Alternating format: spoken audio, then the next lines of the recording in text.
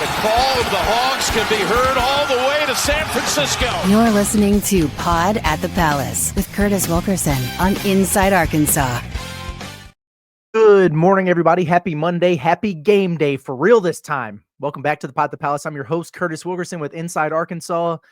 There ain't no day like opening day. We finally made it. We've gotten a taste. We've been teased a little bit with these exhibitions. It's been a blast. We've really enjoyed it. But now it counts. And when you get a tally in the win or loss column at the end of the day, it just hits a little bit different. I can't wait. Arkansas basketball regular season opener tonight against Southern at 6 p.m. Bud Walton Arena on SEC Network for those who can watch it. Hint, hint, wink, wink. Man, we're going to have a full, fun breakdown of this game today. What to know about Southern, what to watch for with Arkansas in this one. We'll do some predictions. We got some good stuff from Nick Pringle and his pregame interview. So buckle up, lock in, coffee club. Shout out to you, commute crew. Shout out to you, whatever. This is our first official preview of the college basketball season. Let's get into it by talking about insurance. Hey, at OZK Insurance in Rogers, they make insurance simple. Again, it's a 100% independent agency, and they shop the entire marketplace to deliver the best combination of cost and coverage, saving you both time and money. Whether it's home, auto, boat, motorcycle, life, or commercial insurance, their friendly team has access to a wide range of flexible options designed just for you. They serve both Northwest and Central Arkansas, so let OZK Insurance be the trusted advisor you never knew you needed. With over 600 five-star Google reviews, start today with a free online quote at ozkinsurance.com or call 479-715-4200. It's OZK Insurance, protection made simple. All right. Where do we start here? I don't understand. What in the world was that? You know, sometimes when I start recording, my Siri will just randomly start talking to me. It's crazy. I can see the little, like the ball on the top of my screen. And it's like, okay, she thinks I'm asking her a question. I finished that ad read and she was like, sorry, I don't understand. I hope you all understand what I just said about OZK Insurance. But at any rate, the start of the 103rd season of Arkansas basketball getting rolling tonight. 103. It's a lot. Arkansas is 83-19 all time in season openers.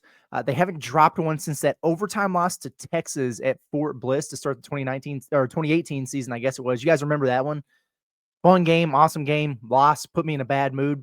They have won 51 straight home openers. That includes being unbeaten at Bud Walton Arena. 32 straight wins in home openers since Bud Walton Arena was constructed. That's pretty impressive. At least in my opinion, right? It doesn't get any better than that. So, show me my opponent. Let's talk about these guys for a minute here. Southern. Let's pull up a graphic. We've got our Southern snapshot here. Arkansas is 3-0 all time in the series against these guys.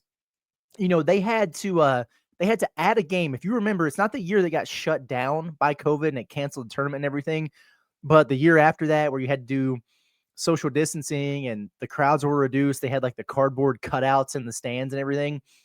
Arkansas had a game that got canceled because of COVID. I'm pretty sure it was a game that was supposed to be played at Tulsa. So they had to add one like in the middle of the year.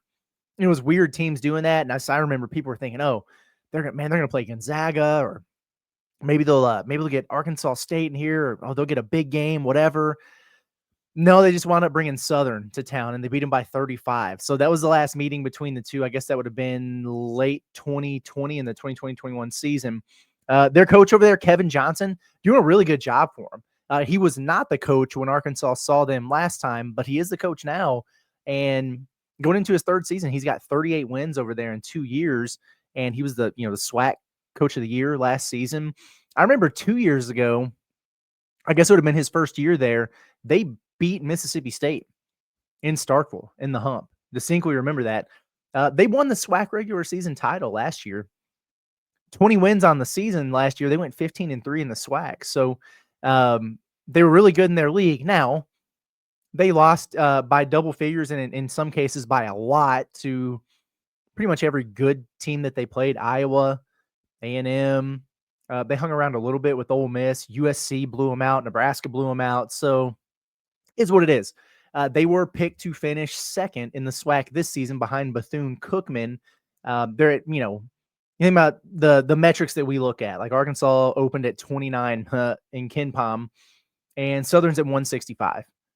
And KenPom projects Arkansas to win this game 84-64, by the way.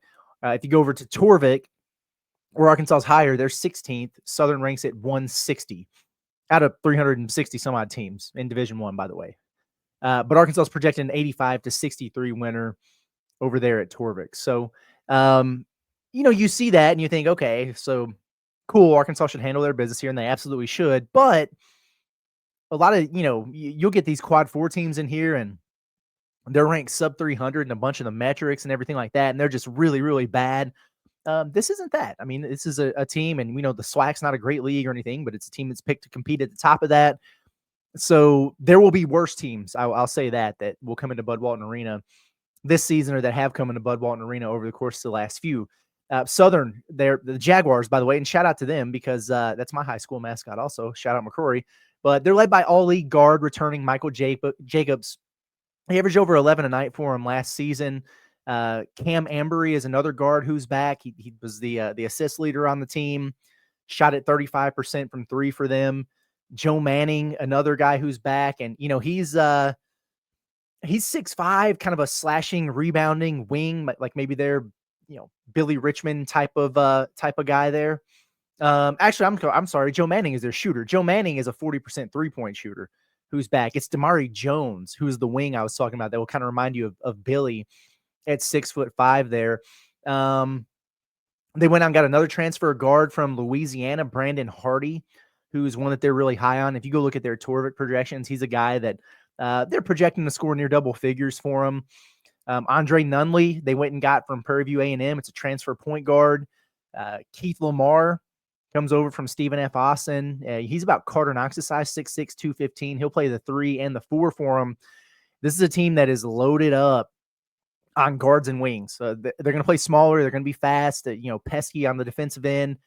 It looks like they're really going to be leaning on 6'10" UMass transfer Malik Abdelgawad inside. 6'10", 220.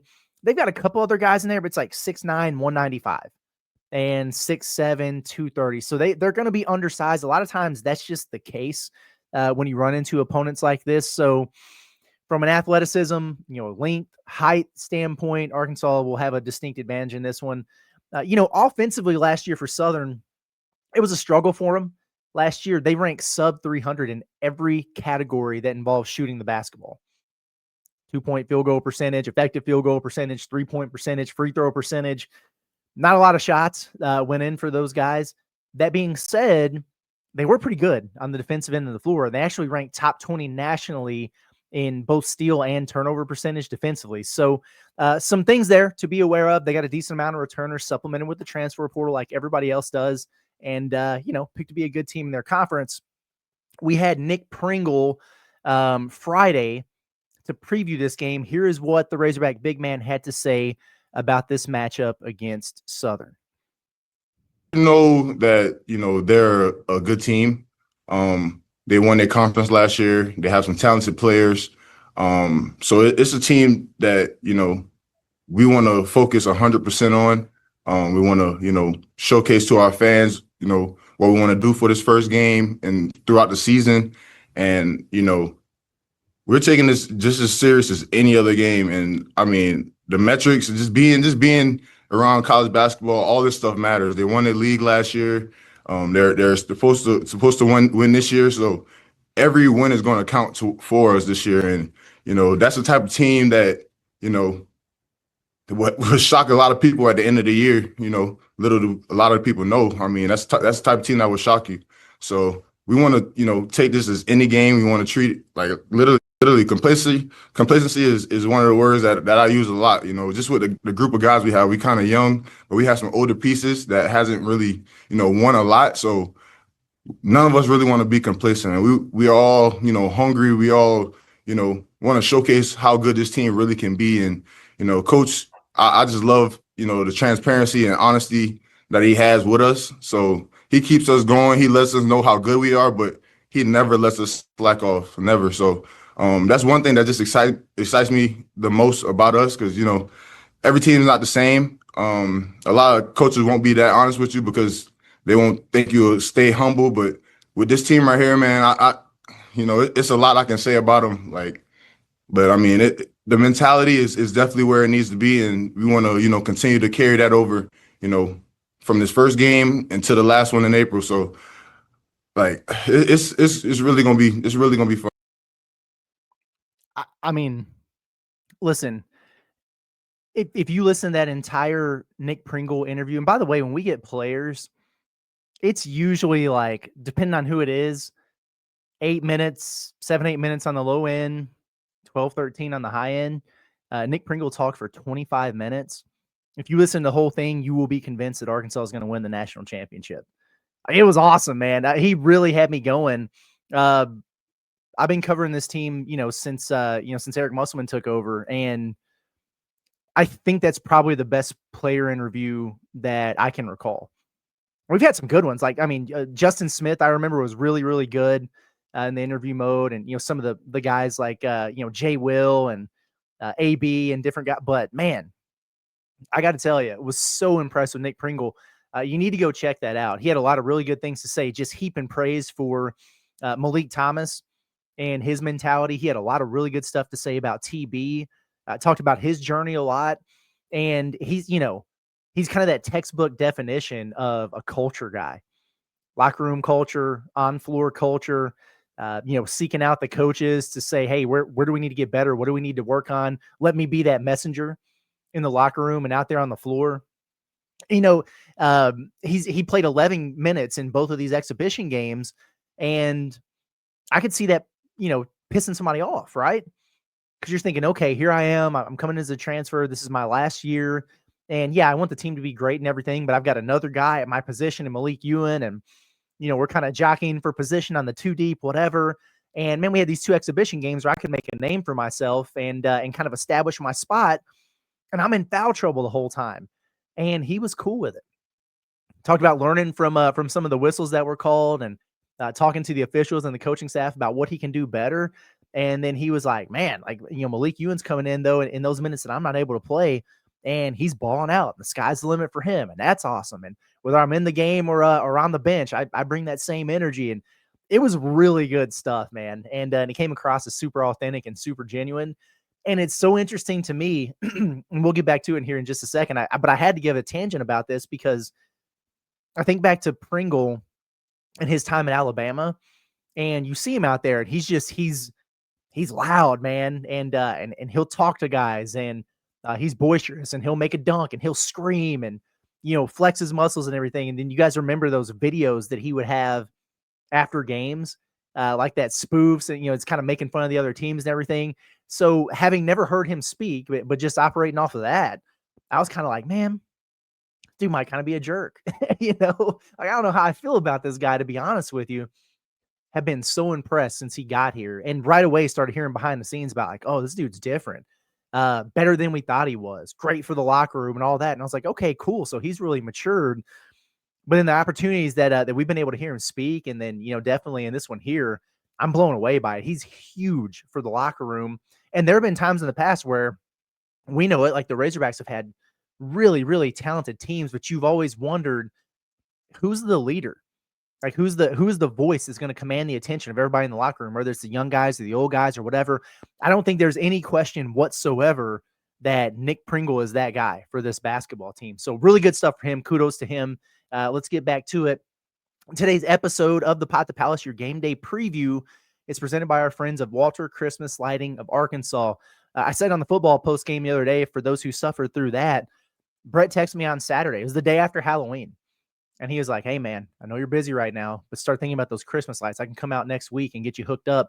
He's already looking ahead to it, and I'm excited for it because Halloween lights, it's cool. Our neighborhood on Halloween, by the way, if you guys saw the Pot the Palace on Friday, it was us, and then it was everybody else. We set the standard over here, and it's because Walter Christmas Lighting of Arkansas, and they'll come out and get you decked out for Christmas with lighting that you've never seen before. They provide all the materials, any color, any pattern. They do the installation and the maintenance, and they come do the takedowns in January. Text our guy Brett for a free estimate, 479-459-1380. You can also check out their website at walterchristmaslighting.com, or like them on Facebook by scanning the QR code on your screen. It's Walter Christmas Lighting of Arkansas, your local holiday lighting experts. All right, folks. So, like some things, when you think about season openers, and you're playing a buy game. Buy game means you pay somebody to come and play in your gym, right? And that's what Arkansas is doing in this case with Southern. Some things are obvious in games like this, right? Like, okay, you want to see Arkansas get caught looking ahead to Michigan State, and respect every opponent, so on and so forth. And Nick Pringle talked about that in the clip that we just played. But outside of that, I've got 5 things that I'm going to be watching in this game. Plus, I've kind of set 5, we'll call it statistical goals, stats to strive for. That's what we'll call it, for the Razorbacks. And then what we'll do is we'll kind of look back on these quickly in one of the segments on our post-game report card afterwards, because we want to see if what we're thinking ahead of the game matches, or if it has any impact on things whatsoever. And if it just winds up being wrong every time and we determine I'm an idiot, I'll just stop doing it. Okay. But I think it could be fun. So anyway, 5 things to watch. And, usually I would have okay, what's your starting lineup and your closing lineup? Things like that I would have in here for openers. But I got to be honest with you, I don't anticipate that we're going to see any changes to what we've seen already. You know what I mean? Especially with how well Arkansas played in those 2 exhibitions. I don't know about you guys, but to me, it feels like DJ Wagner, Darius Acuff, Carter Knox, Trevin Brazile, Nick Pringle feel really locked in tonight. And I know you can make a case for, as well as Malik Thomas has played, or Billy, and I know Malik Ewan's played more minutes, but I don't know. I've kind of got the if it ain't broke, don't fix it type of mentality. And it's really not about who starts. I kind of like, and Pringle said this in his interview, that he knows that, if he's starting every game, even if he's not playing as much minutes, that he's going to be a tone setter with energy and effort and physicality right out of the gates every game. Great. Love that. Start him. I'm totally cool with that. So that's, if it changes or whatever, we'll talk about it, but it's not something that's at the forefront of my mind. What is, I mean, it kind of has to start with more freshman fireworks, right? Don't you guys want to see some more of that? I know I do. Let's see Darius Acuff and Malik Thomas keep the good times rolling, right? Right now, I mean, they're taking 44% of Arkansas's total shots, so maybe it doesn't need to be rolling quite that that much, but you know what I mean. Now that it counts, let's see those guys ball out a little bit and keep that same energy and aggressiveness. The better they play in this game, the more confidence they're going to have when you go on the road Saturday to Michigan State, which is a huge one. So really looking forward to seeing those guys and what they bring to the table in the opener here. Something else I'm going to have my eyes on.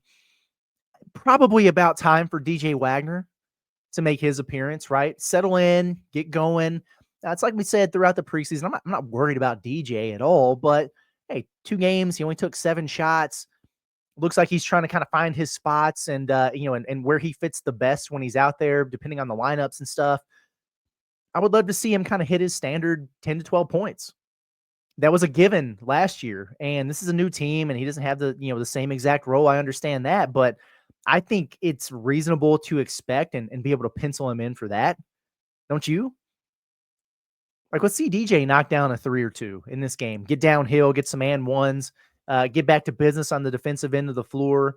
This is a game that counts, and you're one of the most experienced guards returning in the SEC. So looking forward to seeing a little bit more out of him. The sooner that he kind of clicks and gets himself going with, these freshman guards and all these newcomers, the better Arkansas is going to be for it. And I know they have really high expectations for him because he had such a good summer, in practice and workouts. The next thing, hey, it's pretty simple to our man, Nick Pringle. Stay out of foul trouble, right? Stay out of foul trouble and stay on the floor. And the reason why is because there is a level of what you see is what you get. Like you kind of already know with Nick Pringle. He's a 6-year senior. He's been in the SEC for 3 years. We've seen him a ton. Physicality, rebounding, lob dunks, great effort and energy. Versatile on the defensive end. All that stuff's there. We know all that. But the reason I want to see him stay out of foul trouble, I'm really interested to see what this front court rotation is supposed to look like under normal circumstances. Because he's been in foul trouble in both of these games to where, Ewan has wound up playing a lot of minutes. TB has played a ton. And they haven't been able to mix and match a whole lot. Like, would it just be Pringle and Ewan kind of platooning at the 5? Is Cal? I know he mentioned it once, and we just haven't seen it yet. Would he experiment with playing Pringle and Ewan together? I wonder what it will look like, or are they just pretty content with going smaller when TB comes out? Sliding Carter or Billy or whoever else down. Probably what you would do in a game like this, given the quickness and maybe an undersized lineup from Southern. But at the same time, you could just go huge and and punish those guys. So I hope we see Pringle out there for a better representation of what his minutes are supposed to look like, just so we can get a better feel for the rotation maybe. I'd also like to see a more assertive Carter Knox. And I know, because I just talked about the number of shots that your freshmen are taking, and, well, it'd be nice if Pringle played more, and, well, I'd like to see DJ get going. Now I want to see Carter get more assertive. I understand there are only so many shots to go around. I know that. All I'm saying is I think more than 4 of them need to come around to Carter Knox. And I know it was just one game against Memphis, and you wound up winning by a whole bunch and everything. Okay, fine. I understand. But I don't think that Carter needs to force it. He doesn't need to be a ball stopper. He doesn't need to be in a bunch of ISOs or whatever. But I'm just saying, like, a concerted effort to get him to his spots and get him more touches. And then on his end, just not hesitating when he has a look. Because he's been really good about, making the extra pass and, not forcing the issue, whatever, keeping things moving, keeping the offense flowing. That's awesome. But I think back to that pro day and, some of the other opportunities that we've been able to see him outside of games. And I can't count how many times that I've heard John Calipari either stop a practice or yelling at Carter saying, take that shot. What are you doing? Take that shot. Shoot that ball. They want him to do that. And I want him to do that as well. Because if A-Cup and League wind up being your alphas, and boy, it sure seems like they're going to have Carter as a third option, a guy that coming into the year, you're thinking he very well could be a first-round draft pick. Good problem to have, don't you think? I think so. And then the last thing here that I'm just going to be keeping an eye on is I just want to keep Arkansas. I want to see Arkansas keep that same energy in a bye game, against a SWAC opponent, the same way they did in exhibitions that didn't count against better teams. And you guys heard Pringle talking about it a little bit on that clip that we played about making sure the guys don't get complacent. And this is a good early opportunity, in my opinion, at least, to just, establish that killer instinct, that foot on the throat mentality. We don't let up. We suffocate you, regardless of who we're playing. And I would love to see him do that in this game. Arkansas fans did not get treated to many blowouts last season in Bud Walton Arena. And it wasn't because the team wasn't good enough, but they struggled with that killer instinct for a while early. They didn't have enough guys, so they had to, take the air out of the ball. It would be cool to see him just kind of put it on somebody from start to finish in a game that counts. So that's what I'm watching for. Now, the 5 stats to strive for that I would think would be a good opening barometer. I'm trying not to overdo it. You know what I mean? Like, nothing too crazy. The first thing, I'd like to see Arkansas make 8 or more threes in this game. And I prefer them to shoot it at better than 35%. But I think 8 is a good number with everything this team does so well at getting downhill and, playing above the rim, getting out in transition. They've been drawing a lot of free throw attempts. All that's going to be there. I don't think this is an Arkansas team that needs to hit 11, 12, 13 threes like some teams do, given the style that they play. No, but you don't want to be in a situation like last year where your volume was low, your percentage was low. You got a bunch, you average about 6 made threes throughout the course of the season. You have some games where you hit like 4. That's not good enough. And Arkansas has better shooters than that, and more shooters than that this season. I think 8 is a good starting point here. I'd love them to go hit a dozen, but if they do that, I'll be pleased. 40% offensive rebound rate I have for Arkansas. I started just put a number on this, but I don't know how many shots Arkansas is going to miss. I mean, they 54% from the field against better teams. Like, are they going to shoot 80% in this game? I don't think so. But the more shots you make, the lower that number of offensive rebounds that you could potentially get is going to be. So for me, it's about the percentage. And 40% is the high end. That's their goal. That's lofty. That would put you in, the top 10 in the country. but I think you should be that against a SWAC opponent that you're going to be way more athletic, taller, longer, and more physical than.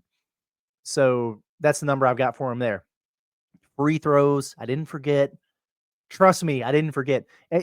Every show that we're on, even like the football post-game show after that Mississippi State loss, and everybody's mad about that. And I'm seeing people in our comments like, Kurt, I don't know about the free throws, man. It's going to cost us in one of these games early. And you very well may be right, because it hasn't been great. I think they missed double-digit free throws in both of those exhibitions and sub 70%. Get over 72% in this game. Baby steps for me. Baby steps. You're going to miss a few, whatever. Please don't miss 10 or 12 or however many it's been. Get it up over 72%. Let's start trending in the right direction now that the results count. I know it's something they work on a lot, but it's also a focus thing. I think some of it can be early fatigue that you see from guys. Like you're not quite in peak game shape, physical condition just yet. So you get up to the line, you're sweating and you're catching your breath and your legs are heavy and you're short arming it a little bit. They're going to be okay from that standpoint, but we do need to see it. I agree. And I would feel better about it if they have a good performance at home against Southern before you go to Michigan State and you've got a little bit more game pressure on you in addition to everything else. So let's see that get a little bit higher. Let's keep it to under a dozen turnovers. And I think Arkansas had like 12 and 13 turnovers or 13 and 14, whatever. Not crazy high numbers, especially in your first dress rehearsals. Like these guys are learning to play together. You're going to have some of those. You'd like to get them a little bit lower.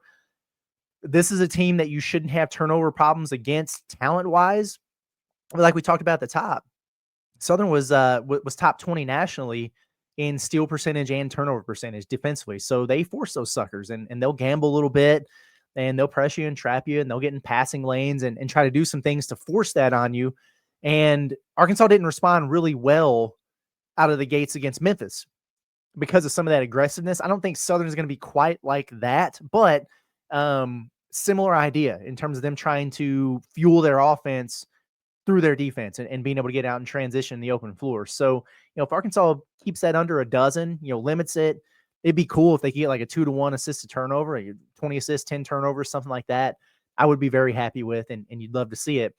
The last one, and I don't even know that I have a number to put on this, but I got to give a shout out to our loyal listener and good friend Tamara, who said, hey, you guys need to keep up with the dunks this season for Arkansas, because they had, a dozen against Cincinnati and 8 against Memphis, 20 dunks through 2 exhibition games. This team plays above the rim at a crazy level. So this will be the debut of the dunk meter. We will be keeping that statistic throughout the course of the season. Bart Torvik actually keeps it for you, but we're going to keep our own because I don't know if I trust them over there. How can you trust these analytics, man? They hate the Hogs, don't they? So we're going to keep it ourselves. Maybe we'll have one of the interns come up with a cool graphic for us. That way we can do that. But there you have it. Those are our 5 things to watch and 5 stats to strive for in this basketball game. And we'll have our eye on it. And it's going to be an eagle eye, thanks to the Eye Center of Northwest Arkansas. Your vision is essential to the quality of life, and professional eye care is a must for you and your family. When you go to the Eye Center of Northwest Arkansas, every patient receives the best of new vision care technology, plus that old-fashioned personal attention that makes you feel right at home. They have plenty of surgery options. They're able to perform cataract surgery for you before the end of 2025 to make your holiday season in clear view. They've got refractive surgery for patients struggling with their readers or glasses or contacts. They've got surgery options for everybody. Make sure you utilize those FSA benefits before the end of the year. They do have availability for eye exams with their new provider, Dr. Rebecca Brown, right now, as well as their other providers available to fit into your schedule. Schedule an eye appointment today with the Eye Center of Northwest Arkansas. 479-442-2020 is the number. You can also check out their website at www.eyecenternwa.com for more info. Okay, final segment here of our game day preview at the Pod at the Palace. Man, I can't wait to get back out to Bud. That 6 o'clock start is nice. It really is. Arkansas and Southern tonight, 6 p.m., Bud Walton Arena, SEC Network. Just give you the details again, but hey, make sure you join us for the Pod at the Palace postgame show immediately following the action. Andrew and I are going to be breaking it all down. We're going to be firing our hot takes and spending a lot of time in the chat getting your reactions. Those are always a lot of fun. And think of it this way. Our postgame will probably start earlier tonight then the game itself tipped off at Memphis last week. Remember that? It was already going to be a late tip, like an 8 o'clock, and then the girls' game ran long. They had the little ceremony. We were all watching that True South documentary, and it was like 8:25 before the game actually started. It was a late night. We were doing the post game, and it was after midnight. Not going to be the case in this one. And I was operating under the assumption for, I don't know, months now that this was going to be a 7 p.m. tip. It's not. So that's good. And I'm gonna double and triple check because I really thought that. And in fact, I think I've said it a couple times. And if I let anybody astray, my bad. Maybe it's because they were waiting to find the network info. But yeah, SEC Network, 6 p.m. Central Time at Bud Walton Arena. That's a beautiful thing. Now, will that impact the crowd? Will it be a late arriving group? Sure. Yeah, I mean, I get all that. Monday is kind of a weird game day. One of the reasons we were thinking about doing our SEC podcast on Monday evenings, because it's just very rare that you play a game on a Monday. Usually play on Saturday. You'll bounce back on a Tuesday or Wednesday or whatever. Hey, we're opening on opening day. I like it. So, okay, let's get into some predictions here, and then we'll wrap it up. My pick to click for this game, and basically what that means is, MVP, most outstanding, like whatever. The guy you think is going to have a big game. For me, it's Trevin Brazile. And, as I look at Southern's roster, and I laid it out for you a little bit earlier, a lot of pieces that they like, and a lot of returners, a lot of guards, a lot of wings. And as I look through their roster up and down, I see one guy who will even look remotely close to TB out there on the floor, albeit far less talented. That guy's going to have no choice but to defend the 5. He's going to have to guard Malik Ewan. He's going to have to guard Nick Pringle. They're going to run 4-guard lineups at times. And when they try to match up with a 4 at the 4, it's almost going to be unfair the way that looks. And we mentioned Southern, they're also going to gamble. They're going to be hunting for steals, which means Arkansas should have some opportunities with numbers. And if they're blitzing ball screens and they leave TB, well, you know what that means. So I just have a feeling if Trevin is, if he's in attack mode and he's dialed in, this could be one of those games where he meets, John Calipari's challenge, his expectations of, hey, a double-double with a bunch of block shots. I think TB is going to be good for it in this one. And we talk so much about the shot attempts between Thomas and Acuff. Like the other guy who has taken double-digit shots in one of these exhibition games, it was Trevin. He took 10 against Cincinnati. He took 9 against Memphis. So he's been getting them up there. And I would imagine that's going to be the case in this one. I say that to also say my pick for leading scorer for Arkansas in this game is actually going to be Darius Acuff. And I thought about Malik Thomas. Obviously, how could you not? I thought about Malik Ewan with a major advantage inside.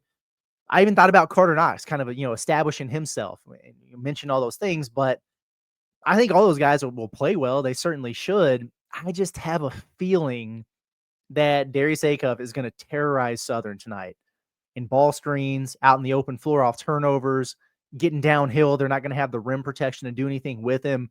This just strikes me as not that he needs a coming out party because he's already been really, really good, but your debut, first impressions, I get this feeling that he's going to leave a lasting one. By the way, I don't know what reminded me of this or why I'm thinking of it now.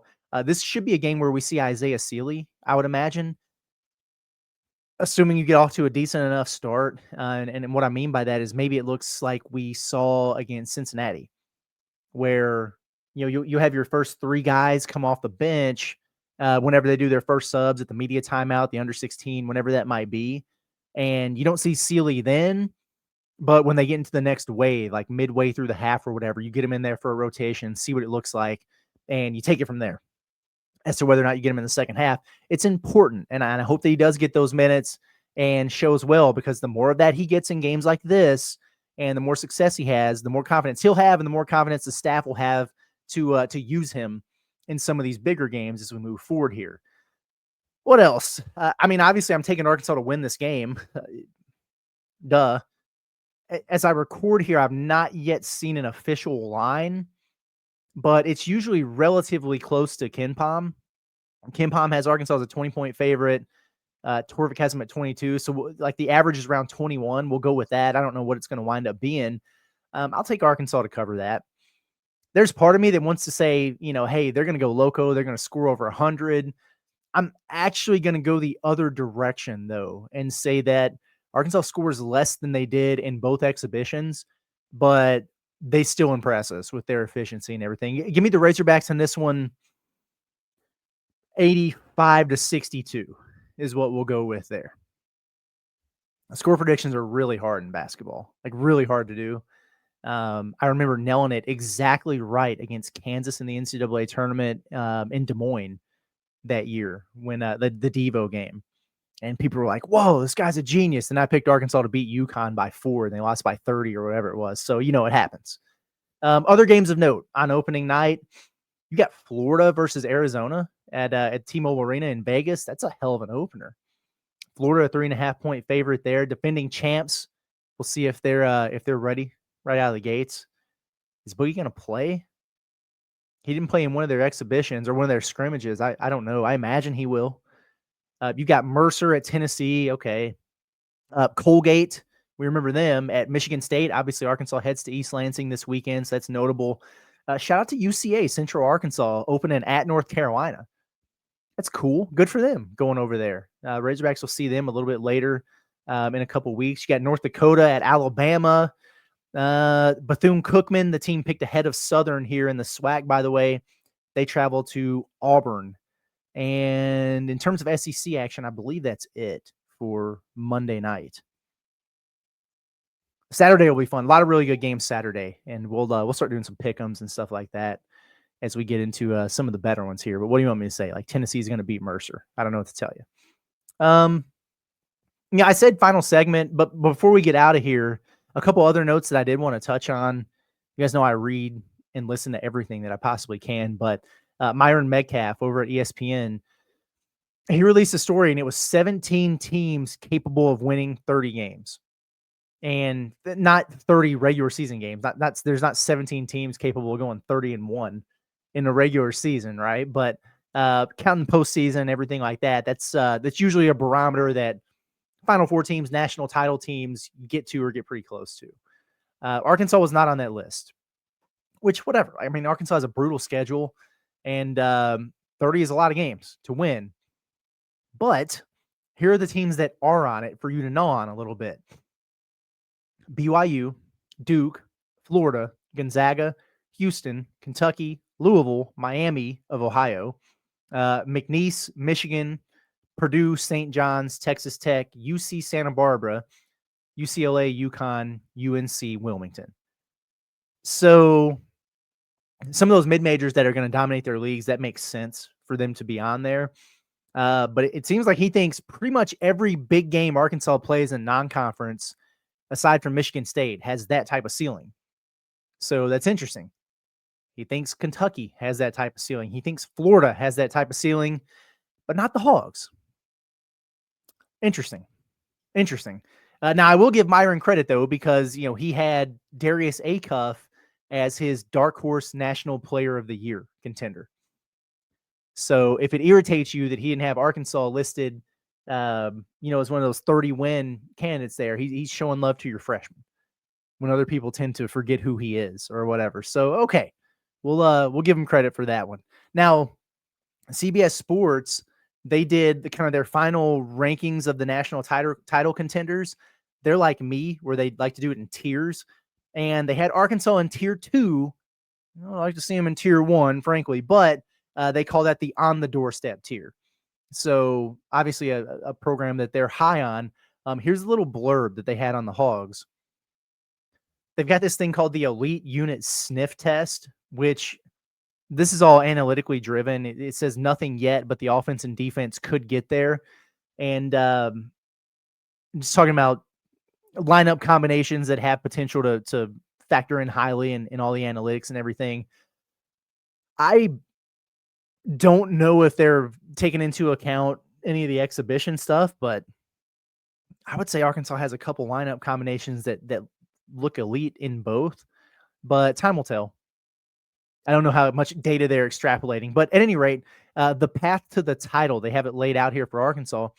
It says Arkansas has the pieces to do real damage thanks to a blend of returners who play defense and newcomers who can really score. Acuff is a 5-star freshman who doesn't look like an 18-year-old. There's the understatement of the year. He looks like an NFL running back or something. Thomas is a slippery 5-star freshman who can put the ball in the bucket from every level.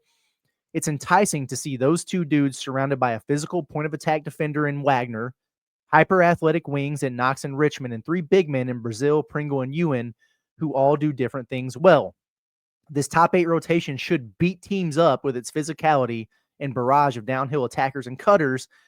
Calipari, this is interesting. I didn't realize this. By the way, that's some high praise there. And I tend to agree with most everything that they said. But I didn't know this. He said Calipari has not had a team with a top 20 offense and defense since 2019. For one reason or another, he's had a hard time streamlining things, and his teams tend to leak oil on one end or the other. And the part of that I think is cut off is basically saying that this team is capable and has the pieces to buck that trend and be really good in both areas. So interesting stuff. Interesting stuff, I thought. But going to get out of here for the day. Appreciate everybody for tuning in as always. And one more reminder, make sure you tap in with us for the Pod at the Palace post-game show after the game tonight against Southern. Can't wait. Cannot wait. Subscribe to the Inside Arkansas YouTube channel. Turn those notifications on. That way when we do go live for things like that, you get notified. If you're doing something else, you lose track of time, you're getting a little bit sidetracked, then that phone will buzz and you go, oh, got to hop in here. Got to get on the chat with the boys. That's what we're looking for. So go ahead and do that for us while you're here, and then we will see you tonight. It's been Curtis Wilkerson with Inside Arkansas on the Pod at the Palace. Everybody have a good day. We'll see you this evening.